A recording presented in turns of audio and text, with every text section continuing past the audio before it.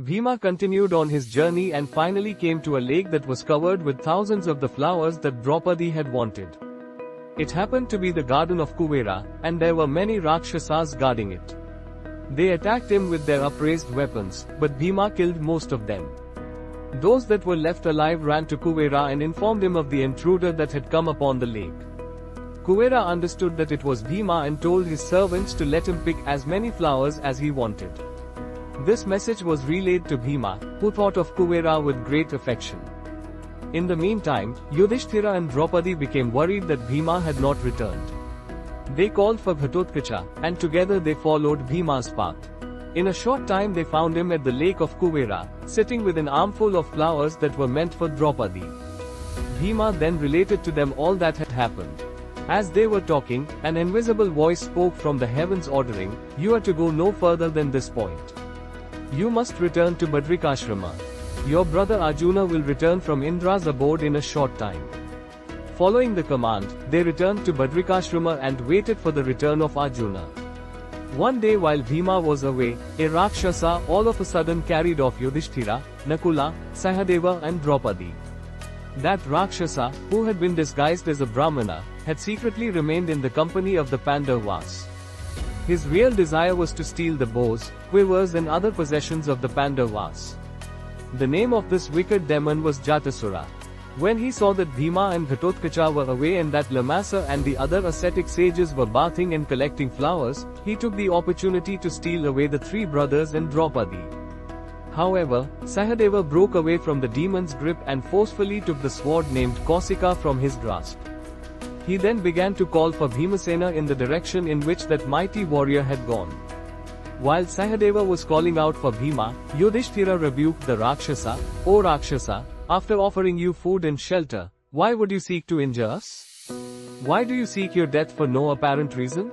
If you are really a hero, then give us back our weapons and fight us one by one." Suddenly the Rakshasa could not proceed at a rapid pace. Sahadeva, following behind, began to challenge the Rakshasa, "Wait. Wait. I am Pandu's son, Sahadeva. Stand before me and fight, O coward. Either I will slay you or you will slay me." While Sahadeva was challenging the Rakshasa, Bhima appeared on the scene holding his mighty mace. When Bhima saw Yudhishthira, Nakula and Draupadi on the shoulders of the demon and Sahadeva chastising him fearlessly, he fired with wrath and addressed the Rakshasa, "I suspected you for a wicked person from the time I saw you looking at our weapons. Because you were dressed as a Brahmana, I did not kill you at that time. By committing this sinful deed, you will not live today. You will attain the same destination as that of Bakar and Hidimba." Thus challenged by Bhima, the Rakshasa put down Yudhishthira, Nakula and Draupadi, and being forced by fate, approached Bhima for a fight. And with his lips trembling in anger, he rebuked Bhima, "Wretch! I have not been bewildered. I have been waiting for you.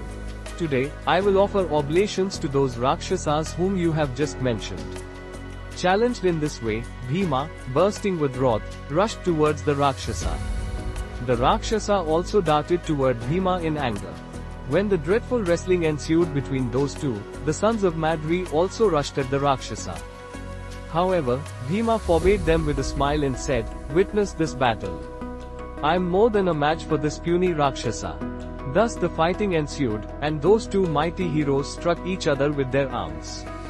Repeatedly uprooting trees, they hit each other, shouting and roaring like two masses of clouds. Wishing to kill the other and wrestling with each other in fury, those two combatants broke down many massive trees. When all the trees in that region had been pulled down and crushed to pulp, those two warriors picked up rocks and flung them at each other and dealt each other fierce blows. Clenching his fist like a five-headed snake, Bhima dealt a blow to the neck of the Rakshasa that made him fall faint. Catching hold of the mighty Rakshasa and lifting him up, Bhima threw him to the ground with full force, smashing all his limbs.